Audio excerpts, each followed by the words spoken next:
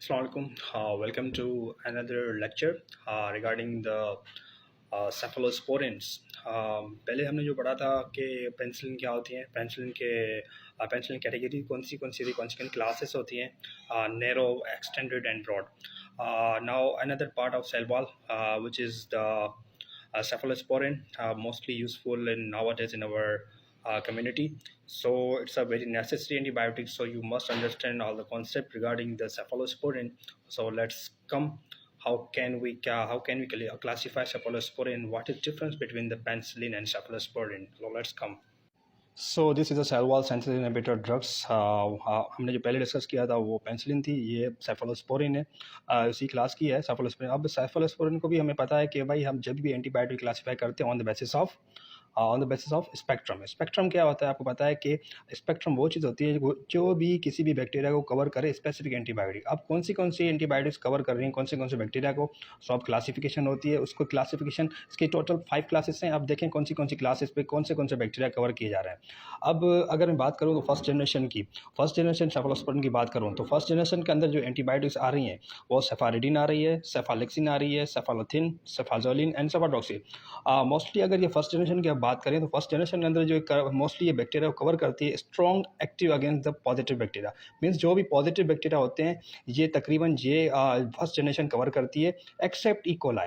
अब देखें अगर एक्सेप्ट को कर रहे हैं मीन्स इकोलाई को छोड़ के बाकी सब पॉजिटिव बैक्टीरिया ये फर्स्ट जनरेशन कवर कर रही हैं. और मोस्टली जो पॉजिटिव बैक्टीरिया होते हैं वो क्या करवाते हैं, स्किन इन्फेक्शन करवाते हैं, स्किन इन्फेक्शन. अब स्किन इन्फेक्शन जो करवाते हैं मोस्टली, अब देखें अब स्किन इन्फेक्शन करवाते हैं, हमें पता है कि ये सेफारिडीन है. सेफारिडीन कौन सी हमारे पास एक ब्रांड आता है वेलोसेफ. और वेलोसेफ किस में यूज़ होता है आपको पता होगा. वेलोसेफ मोस्टली हम स्किन इन्फेक्शंस के अंदर यूज़ करते हैं. जब स्किन इन्फेक्शन हो जाता है तो वेलोसेफ यूज़ करते हैं, ठीक है. तो अगर वेलोसेफ हम यूज़ करते हैं उसके बाद सेफालेक्सिन आ जाता है, सेफालिथिन एंड सेफाजोलिन. मोस्टली यहाँ इसमें से हम ये एंटीबायोटिक कॉमनली यूज़ करते हैं हमारी कम्युनिटी के अंदर. और cefazolin it's mostly useful in hospital setup. Cefazolin जब भी हम यूज़ करते हैं कोई भी सर्जरी वगैरह करनी होती है तो सेफाजोलिन हम देते हैं, क्योंकि इसमें सेफाजोलिन हम इसलिए देते हैं क्योंकि सेफाजोलिन की एक एबिलिटी है कि वो कोई भी अगर हम सर्जरी करते हैं तो वो कोई भी मोस्टली ये बोन सर्जरीज में दी जाती है कि भाई ये जिसकी क्यों देते हैं क्योंकि इसकी जो ability of cefazolin is too much. Ability of cephalosporin is too much, and having able to penetrate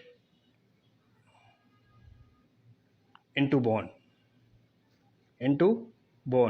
means इसकी ऐसी एबिलिटी है कि ये जब हम किसी भी पेशेंट को देंगे तो ये सेफाजोलिन क्या करेगी, पेनिट्रेट हो जाएगी, मीन्स अंदर चली जाएगी. किसी भी जख्म के अंदर अगर इन्फेक्शन होता है उसके अंदर चली जाती है. अब जैसे ही एंटीबायोटिक अंदर चली जाती है लाजमी बात है जैसे ही अंदर जाएगी तो अपना इफेक्ट उस जगह पे ज़्यादा दिखाएगी. तो इसी वजह से ये सेफाजोलिन हम उस पेशेंट को देते हैं जो सर्जरी वगैरह होती है. और सेफाड्रॉक्सिल, ये सारी की सारी ये जो एंटीबायोटिक्स हैं ये फर्स्ट जनरेशन आती हैं.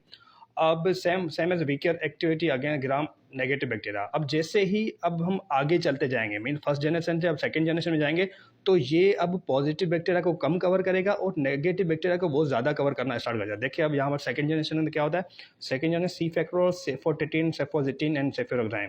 अब ये अगर सेकंड जनरेशन की बात करें तो strong cover against gram negative bacteria. देखें यहाँ पर ग्राम नेगेटिव को बहुत ज़्यादा कवर कर रहा है, weaker activity against positive bacteria. अब देखें जैसे ही आगे जा रहे हैं तो ये बैक्टीरिया नेगेटिव ज़्यादा कवर कर रहा है और पॉजिटिव को कम.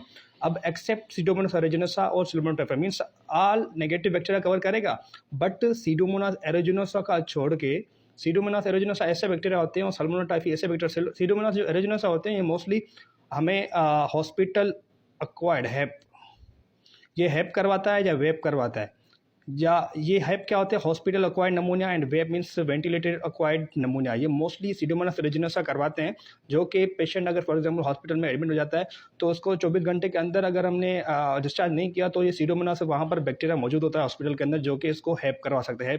हैप मीन्स हॉस्पिटल अक्वायर्ड नमूना, जो कि हॉस्पिटल से नमूना में लगे उसको हम हैप बोलते हैं, जो कि करवाता कौन है, सीडोमोनास एरिजिनोसा। तो ये जो सेकंड जनरेशन है ये सीडोमोनास को कवर ही नहीं कर रही। तो मीन्स अगर कोई भी हैप का पेशेंट या वेप का पेशेंट आएगा तो हम इसमें से कोई भी एंटीबायोटिक नहीं देंगे। ये सेकेंड जनरेशन मीन्स किसी भी सीडोमोनास को या सल्मोनेला टाइफी को कवर नहीं कर रही। सल्मोनेला टाइफी वो है जो टाइफाइड करवाता है। क्या करवाता है?